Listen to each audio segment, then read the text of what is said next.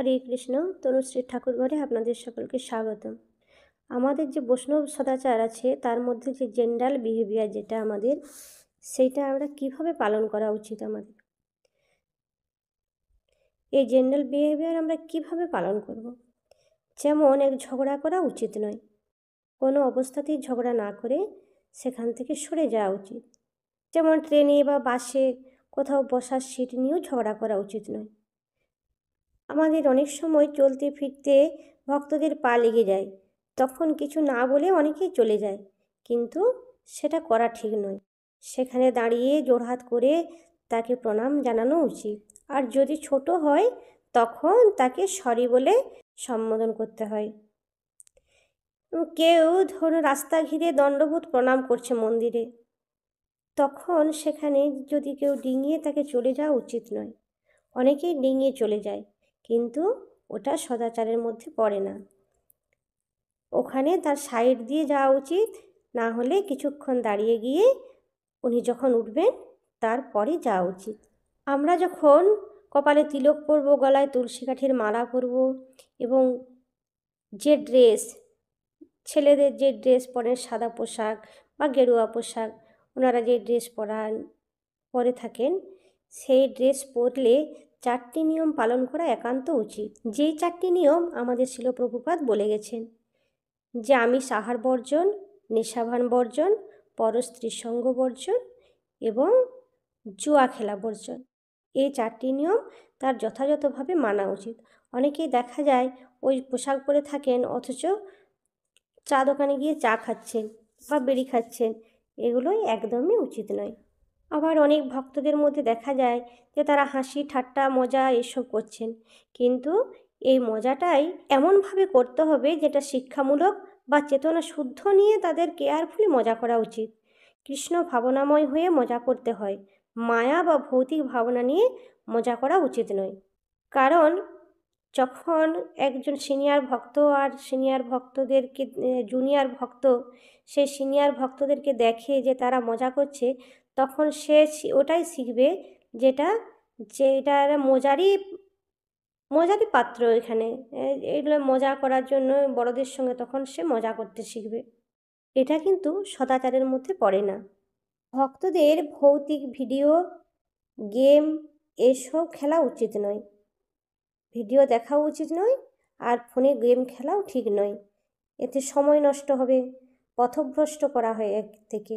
কারণ একটা ভিডিও দেখলে কমপক্ষেও একদিন কেটে যাবে তার ওইসব নানা রকম সিচুয়েশানগুলো মনের মধ্যে আসতেই থাকবে। হেই এটা দেখলাম ওটা দেখলাম, এই সিনগুলো চোখের সামনে ভাসতেই থাকবে।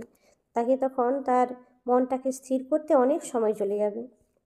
সেই জন্য যারা ভক্তদের এইসব ভিডিও গেম খেলা একদম উচিত নয়। আর হলো, দুজন ভক্ত ধরুন কথা বলছে, তাদের মাঝখান দিয়ে বেরিয়ে চলে যাওয়া ঠিক নয়, তাদের সাইডে যাওয়া উচিত। তারা দুজন হয়তো কথা বলছে, মাঝখান দিয়ে পেরিয়ে চলে গেলাম, এটা সদাচার ভঙ্গ করা হয়। ধরুন এক জায়গায় কোনো ভগবত কথা হচ্ছে, সেখানে অনেক ভক্ত বসে আছেন, সেখানে ভক্তদের মাঝখানে আপনি বসে আছেন। সেই সময় আপনাকে বাথরুম যেতে হবে বা বাইরে কেউ ডাকছে, আপনি বেরিয়ে যাবেন। আপনি কিভাবে যাবেন? তখন আপনি নিচের দিকে মাথা ঝুঁকিয়ে সাইডে হাত দিয়ে আস্তে আস্তে সাইড করে বেরিয়ে যাবেন। কোনো ভক্তকে ডিঙিয়ে বেরিয়ে যাবেন না। আর আপনি ধরুন কারোর সঙ্গে কথা বলতে গেছেন, তখন হয়তো গিয়ে দেখছেন সেই ভক্ত একজন সেখানে খাচ্ছেন, তখন আপনি দাঁড়িয়ে কথা বলছেন। তখন দাঁড়িয়ে কথা বললে কি হয়, ওপর দিকে মুখ করে যে বসে আছে তাকে ওপর দিকে মুখ করে কথা বলতে হবে, এটা ঠিক নয়। একজন যখন নিচে বসে আছে তখন তার সোজাসুজি বসে তার সঙ্গে কথা বলা উচিত।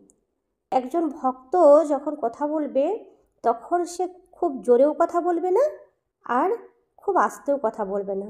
স্পষ্টভাবে খুব সুন্দরভাবে কথা বলতে হয়, যেন শুনতে বা বুঝতে কোনো অসুবিধে না হয়। সিনিয়র ভক্ত যদি কোনো জুনিয়র ভক্তকে আলিঙ্গন করে, তখন জুনিয়র ভক্তকে হাত জোর করে তার নম্র ভাব নিয়ে থাকা উচিত। অনেকেই করেন যে জড়িয়ে ধরলো, তখন সেই জুনিয়র ভক্ত সে সিনিয়র ভক্তকে জড়িয়ে ধরলেন। সেটা করা ঠিক নয়, কারণ সিনিয়র ভক্ত যখন জড়িয়ে ধরেন তিনি তখন তার সেই সমস্ত প্রেমভাব নিয়ে জড়িয়ে ধরেন, আর তখন জুনিয়র ভক্তের উচিত তাকে জোড়হাত করে তাকে সম্মান জানানো। সেটা জোড়হাত করে দাঁড়িয়ে থাকবে, আর সিনিয়র ভক্ত তখন তাকে জড়িয়ে ধরে। একজন জুনিয়র ভক্ত সিনিয়র ভক্তর কাঁধে কখনো হাত দেবে ঠিক নয়। জুনিয়ররা কখনো সিনিয়র ভক্তদের কাঁধে হাত দিয়ে কথা বলাও ঠিক নয়। অনেক সময় দেখা যায় যে সিনিয়র ভক্ত নিচে বসে জপ করছেন আর জুনিয়র ভক্ত ওপরে বসে জপ করছেন, এটা ঠিক নয়। অনেক সময় জুনিয়র ভক্তের যদি কোনো অসুবিধে থাকে, শারীরিক অসুবিধে, তার হয়তো নিচে বসা চলবে না, তখন সেক্ষেত্রে সেই জুনিয়র ভক্ত ওপরে বসে জপ করতে পারে। আবার ধরুন মন্দিরে নতুন ভক্ত আসছে, যেখানে ভগবানের প্লেট ধোয়া হয়, সেই জায়গায় ধরুন সে এঁটো প্লেট ধুয়ে দিয়েছে, কারণ সে জানে না যে এখানে এই কাজটা করা হয়। সে উৎসাহের সহিত সেখানে ভগবানের সেবায় নিয়োজিত ছিল। তখন সেই মুহূর্তে তাকে বকাবকি না করে তাকে ভালোভাবে বুঝিয়ে দেওয়া উচিত যে এখানে এই কাজ, এটা এখানে ভগবানের বাসনপত্র ধোয়া হয়, আর এটা এখানে মানুষ যে আমাদের ভক্তদের এঁটো প্লেট এই জায়গায় ধোয়া ঠিক নয়। কারণ সে ভুলবশত করে ফেলেছে, সে তো জানে না যে এটা এখানে এই কাজটা হয়, যে জানতে জানতে তো করে না।